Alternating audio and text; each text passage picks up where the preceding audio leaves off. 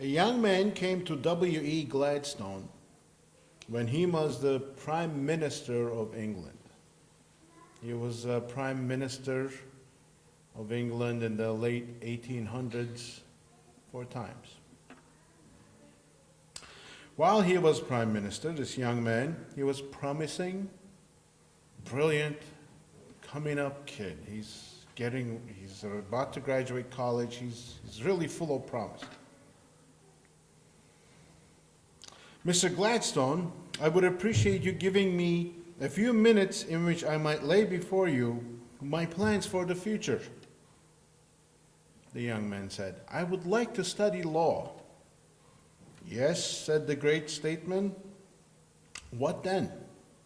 Then, sir, I would like to gain entrance to the Bar of England. Yes, young man, what then? Then, sir, I hope to have a place in the Parliament, in the House of the Lords. Yes, young man, what then? Then I hope to do great things for England, Britain, rather. Yes, young man, what then? Then, sir, I hope to retire and take life easy. Young man, what then? Well then, Mr. Gladstone, I suppose I will die. Yes, young man, what then? Young man hesitated and said, I never thought any further than that, sir. Looking at the young man sternly and steadily, Gladstone said, Young man, you're a fool. Go home and rethink your life.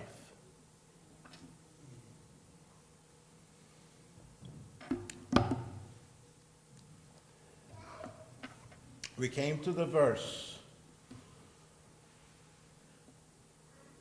that made me think a lot in my first days of faith.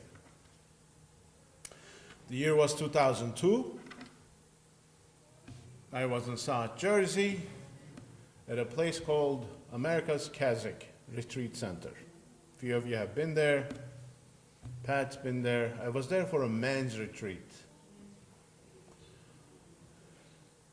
And in one of the rooms that they were holding their meetings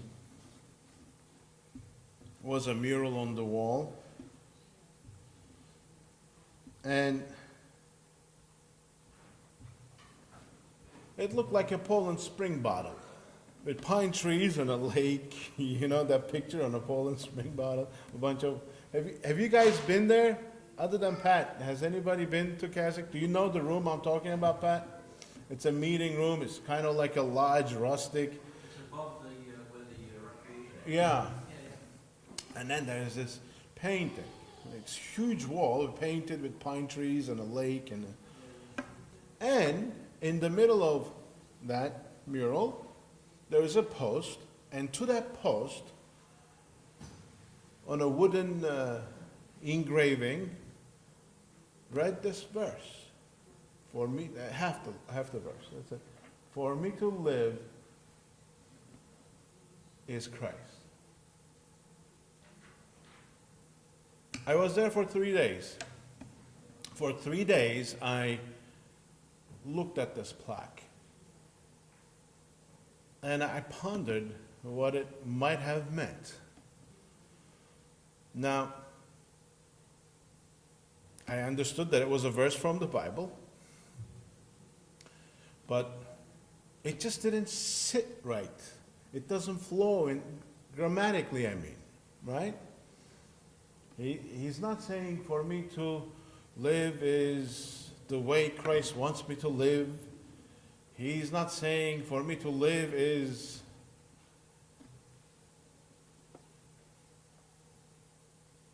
in the words of Christ. It's just for me to live is Christ. It just doesn't sit. So I was stuck there. That was the weekend that I finally surrendered and came to the Lord. But I remember this plaque vividly and this verse. And I must be upfront. To this day, I still can't grasp everything that is this verse. Apostle Paul, when he says, "For me to live is Christ, and to die is gain," he's saying more than, for me, to live is Christ-likeness. He's saying more than, for me to live is as Christ would like me to live. He's saying more than that.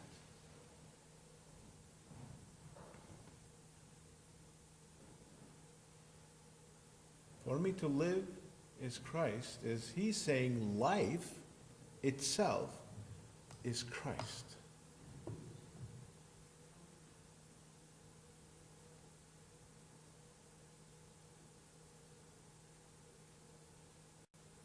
Do you ever stop and take inventory of your life? I mean, really stop and look what you're doing, and more importantly, why you're doing it. You could be doing good things, noble causes. You could be doing spiritual things, but you could be on the wrong track. So, coming back to this verse, what does it mean to live Christ? Life itself. Well, this is what I understood from Apostle Paul. Life itself, in its entirety, with everything. Apostle Paul was a person that was so surrendered to Christ that Christ, in his life, wherever he was, everything, and Apostle Paul was nothing. That's what I gather from this verse. Christ, in every situation, in every instance, in every moment, in every thought, every plan, every step, every conversation, was everything. Apostle Paul was nothing. It's beyond keeping the law. It's way beyond playing a Christian. It's beyond doing things and not doing things. It's beyond a list of do's and don'ts. It's beyond being a nice person. For me to live is Christ.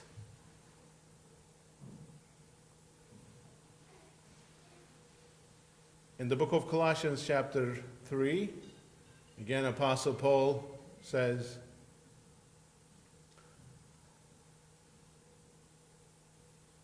life that is Christ. See, his understanding of Jesus is a lot different than many Christians today. And probably in some aspects for us too. We don't have this total understanding of who Jesus is.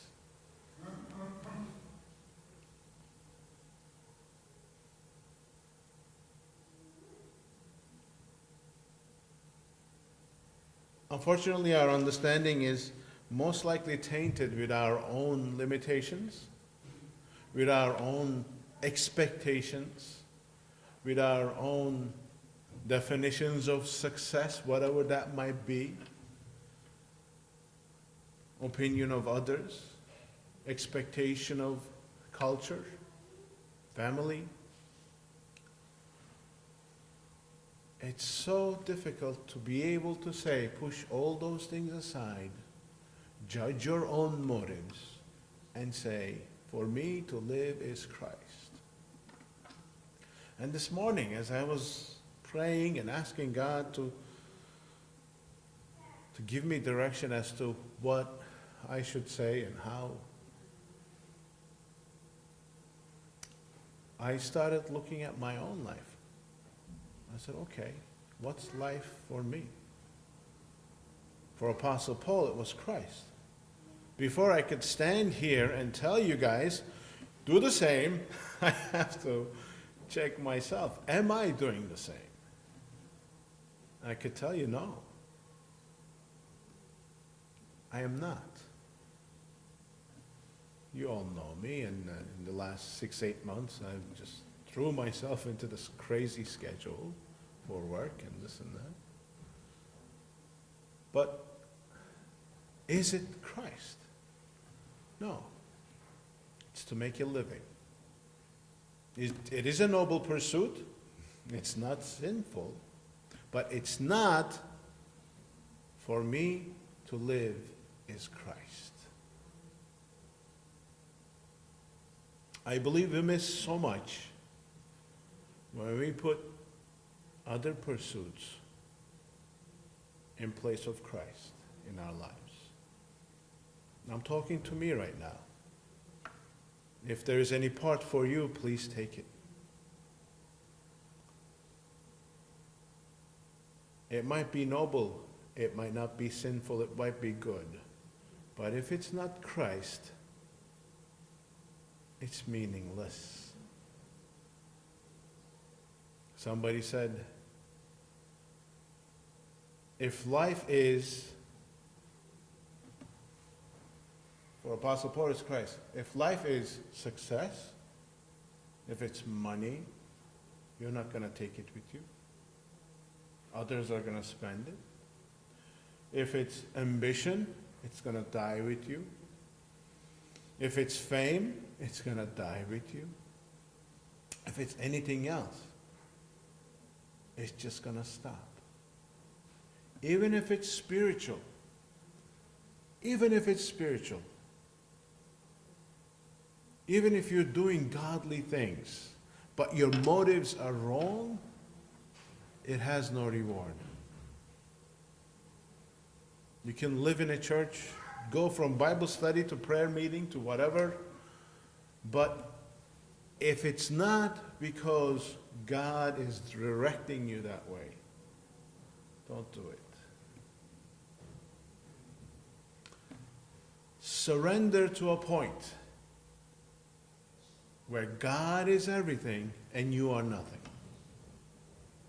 It's the same message every week. We get to the same point every weekend. It all comes back to surrender. You see, before I can say, for me, blank, but to die is gain, I have to say, for me, life is Christ. I have to surrender to a point where I say, Lord, none of me and all of you. And we all know this, okay? It's not that we don't. But the world we're living in, the weakness of the flesh, culture we're in, the enemy of our souls, it's non-stop working against us so that we miss this point. Life itself has to be Christ. Not the work I'm doing, not my children, not my husband, not my wife, not lacking something, a certain relationship or a place or promise, whatever it is. None of them can be where God needs to be in our lives. Now, for everybody, it's different. For everybody, for me to live as Christ is different. Because his expectation for everyone is different. His plan for everyone is different. His will for everyone is different. It's up to you to find whatever that will is and live it. You know, you probably heard that Billy Graham passed away last week. And I shared this Friday night, but somebody made a comment, some pastor, and said, can you picture what heaven was like when he was going home?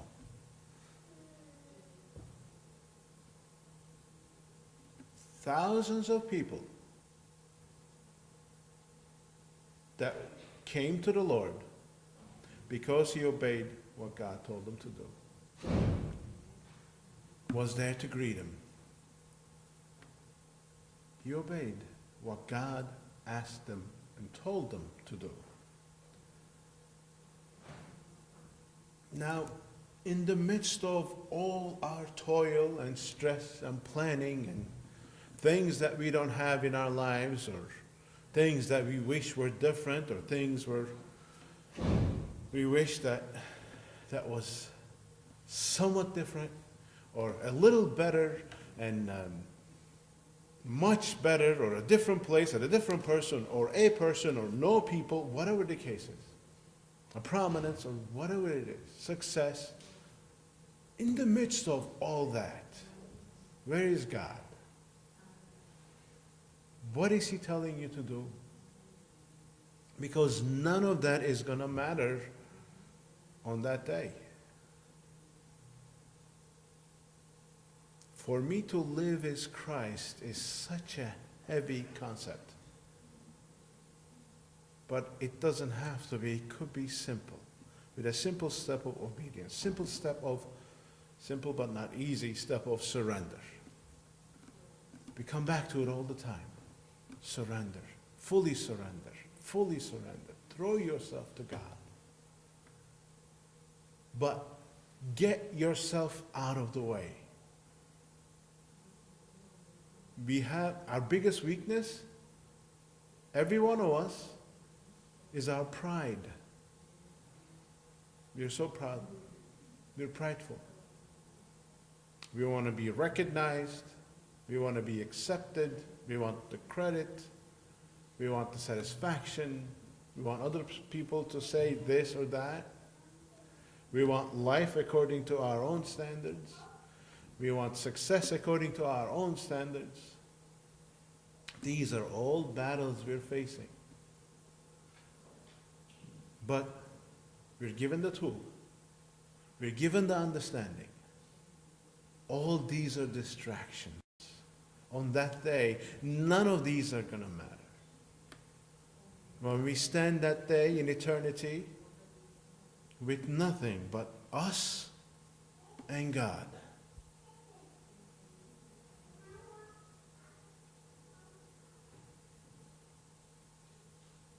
You will stand before him.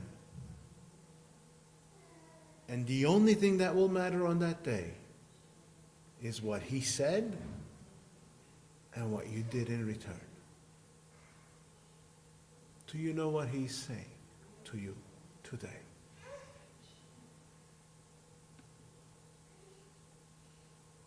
If you're not a believer, everybody is a believer here, I believe. First step is to believe and surrender.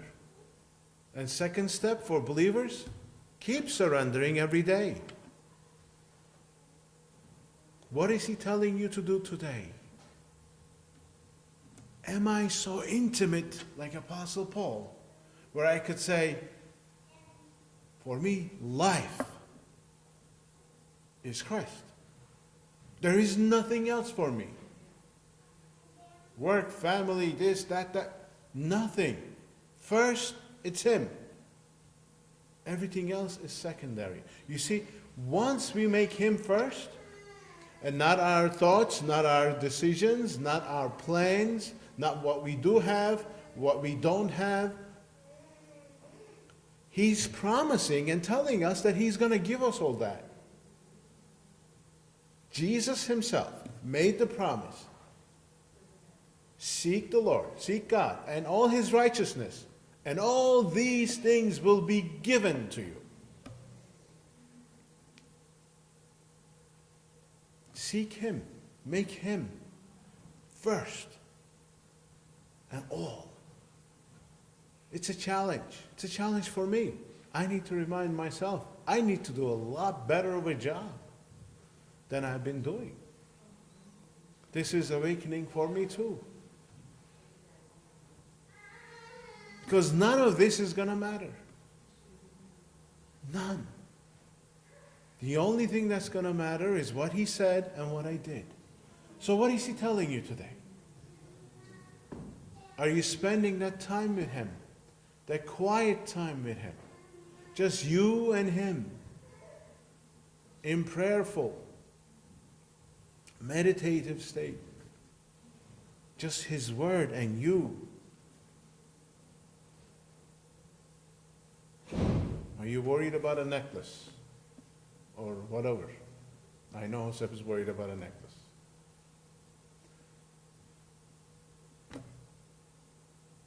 Or are you worried about how the Lahmacun is going to come out? Or the people, or the traffic, or your marriage, or who I'm going to marry, when am I going to marry, how am I going to, the kids, this, that. What is all that?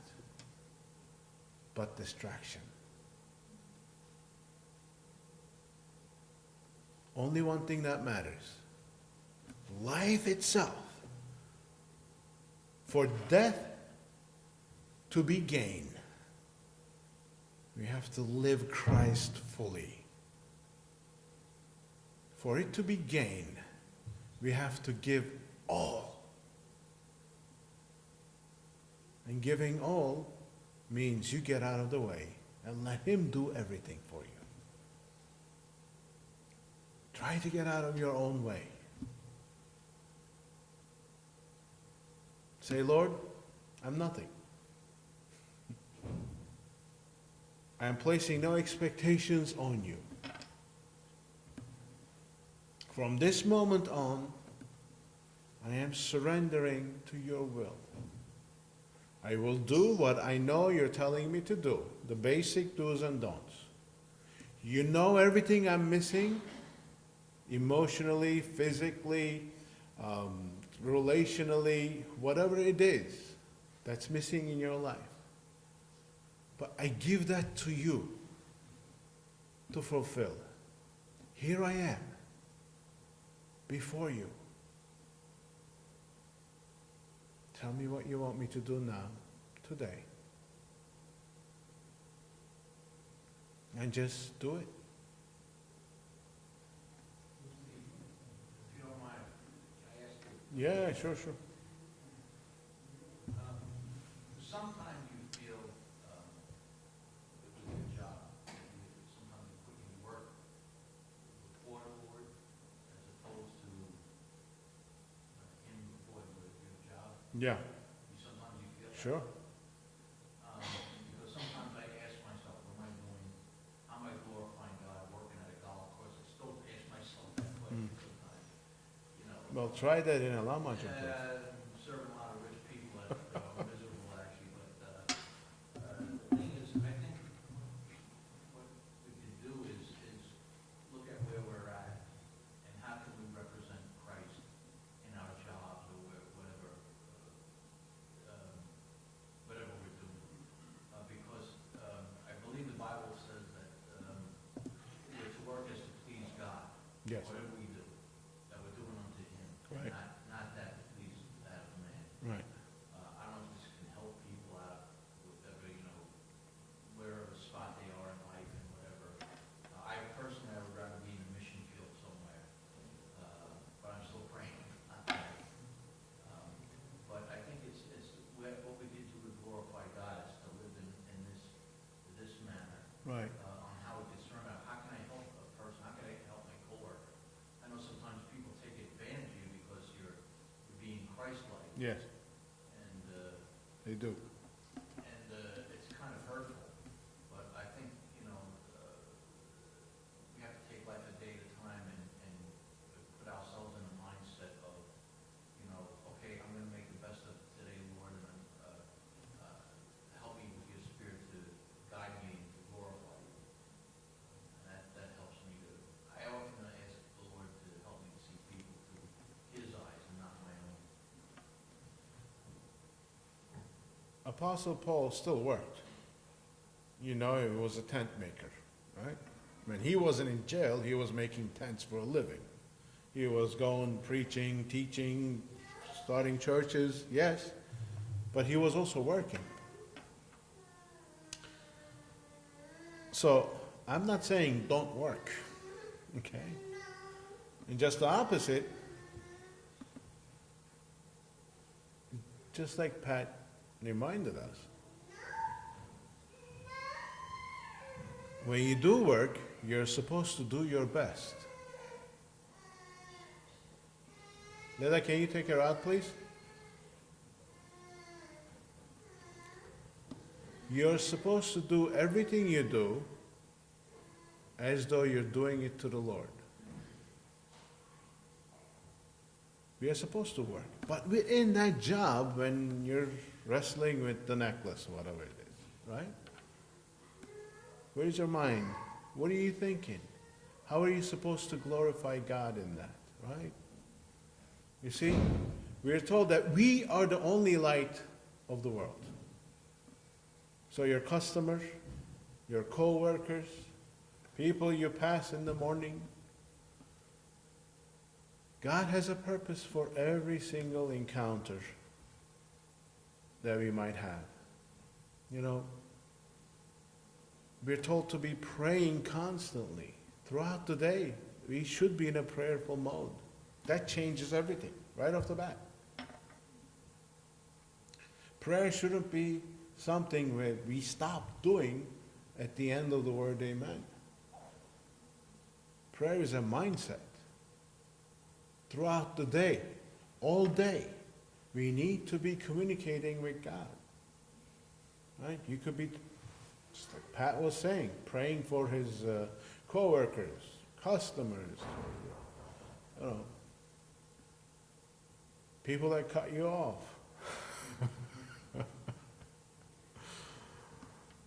But don't pray like King David did.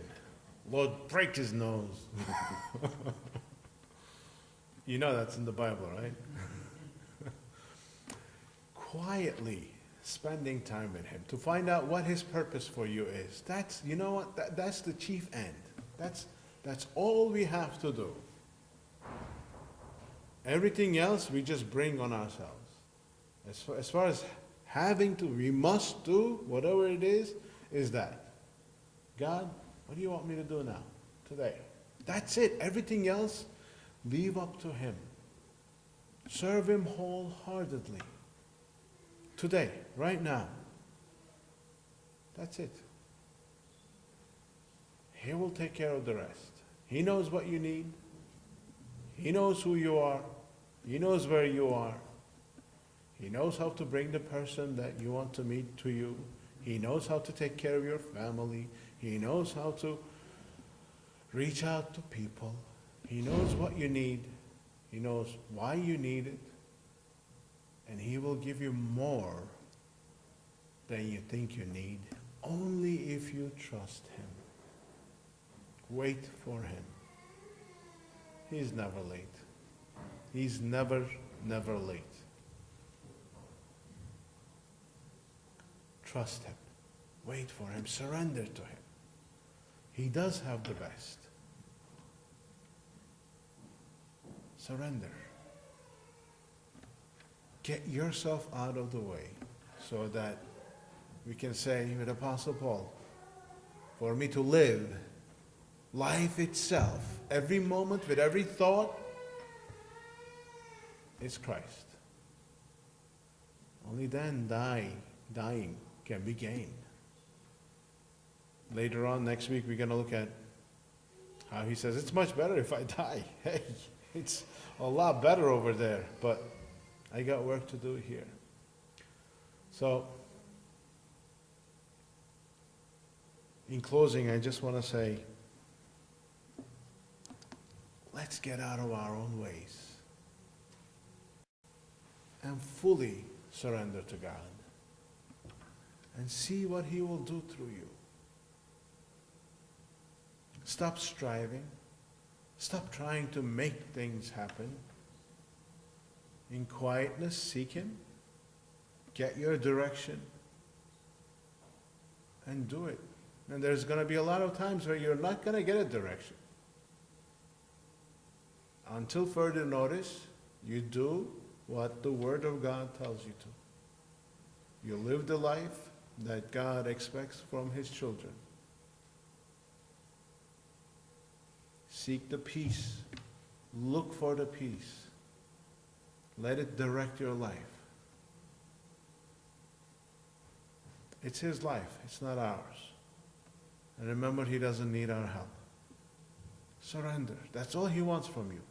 Surrender. Lord, here I am. Do with me whatever you want. Take me wherever you want me to go. Say whatever you want me to say. Do through me whatever you want to do. But this comes with a warning. For those of you that are go-getter types, get yourself out of the way. Make sure it's God you're hearing, not your own ideas. I've seen many good people waste their lives and not accomplish anything God told them to do. Pride creeps in the way. Don't give in to it. Don't seek the limelight. Don't seek accomplishment. Don't seek success. Surrender. Let Him do through you whatever He wants. Only then you will surrender. You will be successful.